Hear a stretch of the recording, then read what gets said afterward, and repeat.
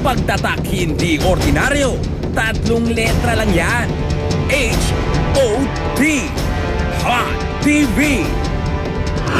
Winstars. Pumasok sa isang pinaghihinalaang haunted house. Pasok lang po. Dito siya. Ngayon? Oo, nandito Ngayon? siya. Oo. Ito ang bahay ni Janene sa Lumban, Laguna. Isang bahay na may hindi ordinaryong residente? Ito, kwentong kahindik-hindik ni Kuya Dick. Bahay sa Lumban. Haunted? Welcome to Residence, Mr. Mercado. At pasukin ang pinakamahal na hotel suite sa Pilipinas. Mag-check-in sa halagang 300,000 pesos a night. So you can just imagine kung gaano siya komportable pag matutulog na ang ating Hindi ka guest. magsubukan? Of course, yes. Thank you!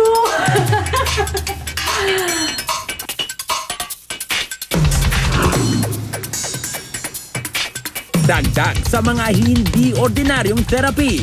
Handpick para sa diabetic. Dahil po sa gusto kong mawala yung pagkahapo ko, sinubukan ko po. Para humaba ang buhay. Kakain ka ba ng buhay na hantik? O I'd rather die? Mon, gagawin mo ba to kahit masakit na masakit yung tiyan mo at namimilipit ka? Ako, I'd rather die.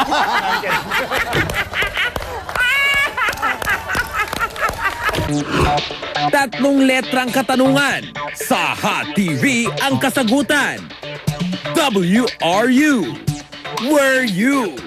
Were you na ang mga cute na TGIS actors na ito? Nang matunto ng Hot TV, ang isa, may-ari na ng sariling kumpanya. I wanted to experience naman life na outside of showbiz. At may isa, abogado na. Sila yung nagmolde ng utak ko na gusto ko maging abogado.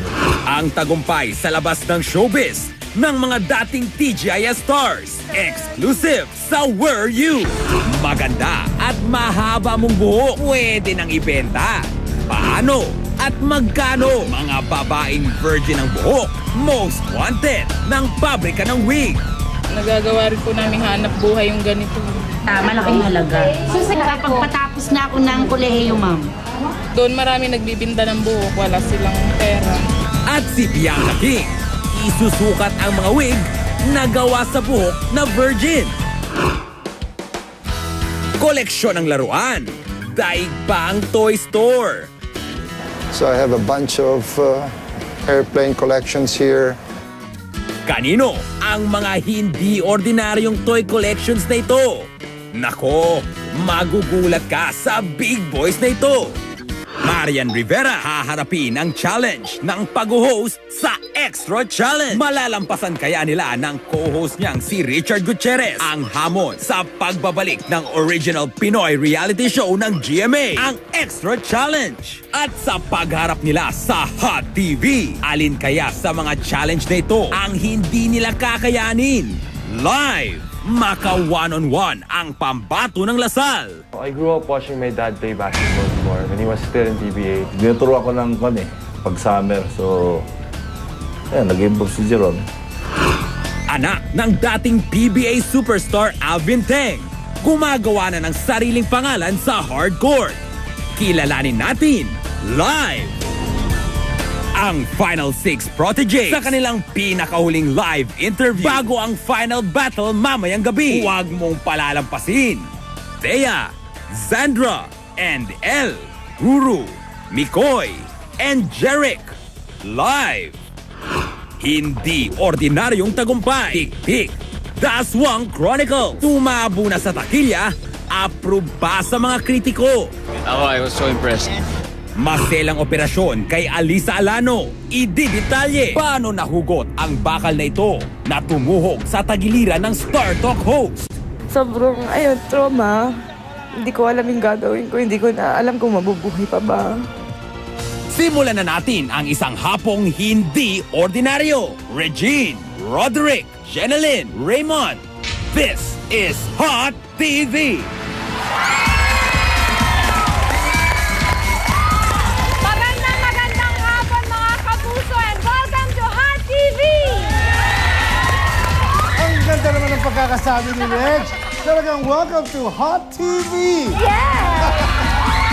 Mga kaibigan, dahil po talagang hot na hot tayo ngayon at gusto po namin batiin ang lahat na nanonood, mga kapuso natin all over the world. Lahat po dyan nanonood at salamat din po sa inyong reaksyon. Marami na daw na nanonood sa atin. No? At ito pa, yung mga reaksyon nila, maganda yung mga sinasabi nila tungkol sa atin. Lalong-lalo na rin yung nanonood tayo, mga taga-Bacolod. Yes, sa Mascara Celebrate po Festival. sila ng Mascara Festival. Thank you for viewing us. At syempre, watching Kuya us. Dick, sa lahat ng mga studio audience na nandito ngayon, sipag talaga nila, linggo-linggo sinasamahan nila tayo. Maraming salamat sa inyo. At syempre, National Day of Celebration dahil itong month na to ang canonization ng Roma para sa Second Filipino Saint. Yes. Ayan. Si Pedro Calunsod. Calunsod. At yan. At mamaya po, makikilala natin yung isang basketballista kung saan pinattern yung itsura ni Pedro. Kasi syempre, ang tagal na nun, hindi na nila alam. Mahirap nang i-trace yung mukha niya. Parang may nagsabi sa kanila na Kamukha. yung parang typical Visayan person, parang gano'n. yes. So dun siya pinattern. Ako naman, I was stalking your Instagram. At Talaga? nakita ko, Stalking talaga? We have to congratulate Miss Reg kasi she sang for the French Prime Minister in Malacanang. How was that experience like for you? Siyempre, I feel very honored na ako yung napili sa dinami-dami naman ng singers dito. So, thank you very much for inviting me. Kasama ko doon ng Primo. Ayun. Nakaduet ko sila. We sang The Prayer. And Wow. tapos ako siyempre, ang kinanta ko dadalhin kasi kailangan Tagalog song. Tapos, yung dancers ni Douglas Mieras. Andun din? Wow. Tsaka live band Great kami. performance, Tapos, siyempre, ang bayanihan. Wow! Congratulations again, Miss Reg. Congrats! Dapat lang na ikaw ang mga nilalagay sa mga ganun. World class kasi. Yes.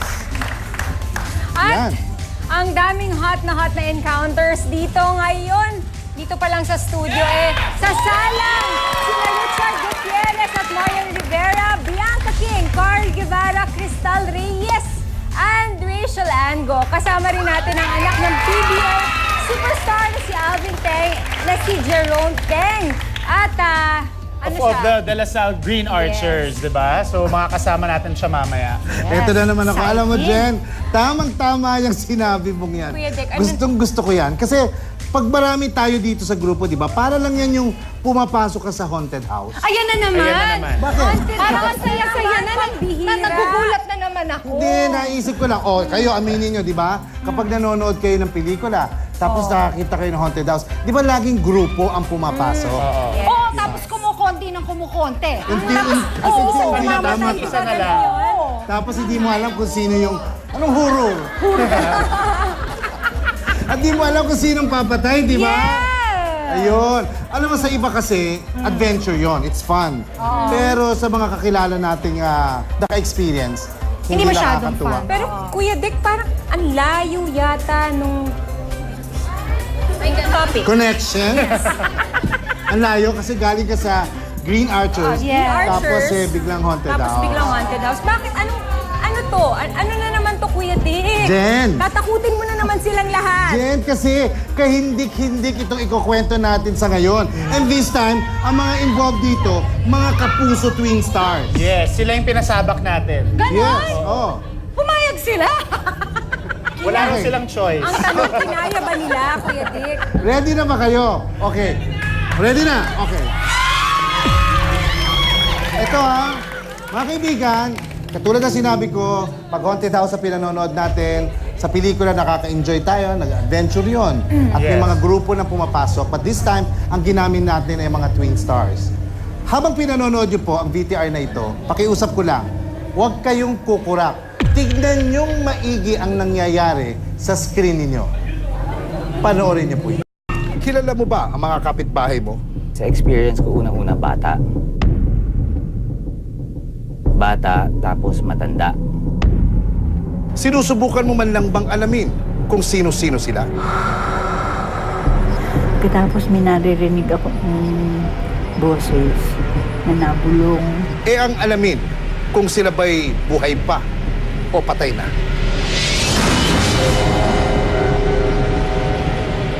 Isang bahay na may hindi ordinaryong residente?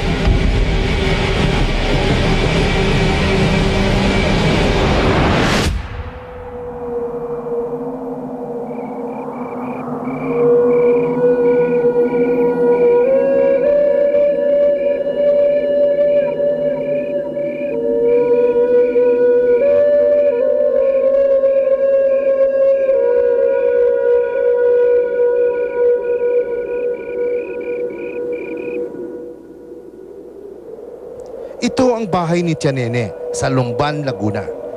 Mula nang itayo ito noong 1958, marami na rin sa pamilya niya ang tumira sa lugar na ito. Mula sa kanyang mga magulang hanggang sa mga apo niya. At kasama rito ang mga tila di matahimik na espiritu.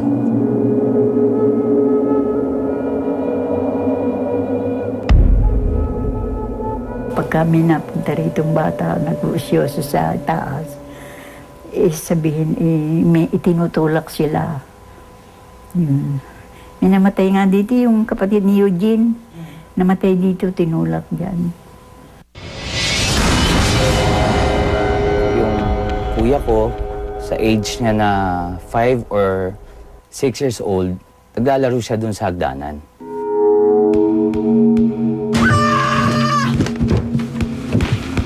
Bigla na lang parang nahulog yung kapatid ko na parang may tumulak. So, after nun, pagdating ng hapon daw, sabi ng parents ko, nilagnat na. So, pinatingnan nila sa doktor, parang ordinaryong lagnat lang.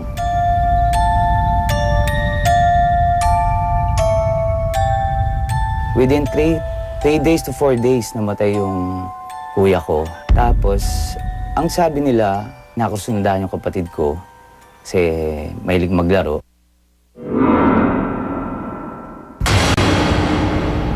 Mayroong babaeng nalakad na kaganyan. Hindi naman nakalapat sa sahig. Doon sa kwarto namin. Parang birhen na kaganyan. Pero walang mukha.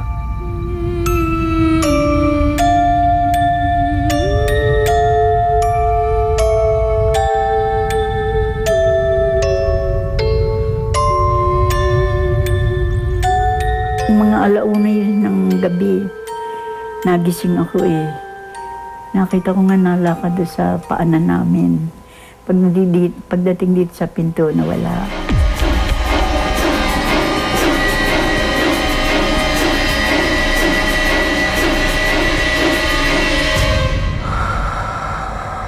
Ako, nakita ko talaga doon, matanda talaga.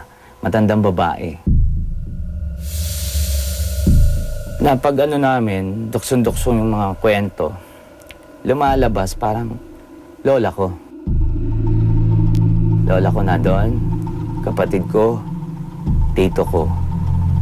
Tapos parang habang tumatagal, habang nababawasan kami, parang nangyayari, yung nawala sa pamilya, parang lumalabas na ulit doon. Parang nagsasama-sama sila doon.